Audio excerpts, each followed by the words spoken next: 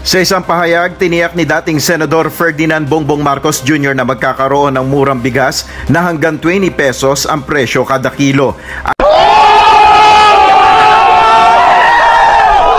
Kung saan maglalaan siya ng subsidiya dito.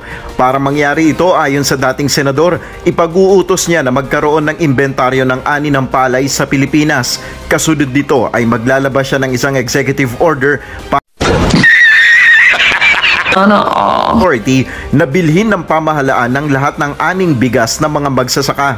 So ito po mga kabayan, malinaw pa sa sikat ng araw at sabi ni BBM nung una, sabi niya, sa aking unang pag-upo ay tiyakin ko na ibaba sa presyo ng tag 20 pesos ang kilo ng bigas. Ayaw, di ma! Ngayon mga kaibigan, mga kabayan, pakinggan po natin, ano ba ang susunod? Mangyayari ba nabababa sa presyo ng tag 20 pesos ang kilo ng bigas? Aminado ang Pangulong Bongbong Marcos Jr. na mahirap sa ngayong ang kanyang ipinangakong 20 pesos na kada kilo ng bigas. Ang galing! Ang galing! Okay, imigrasyon.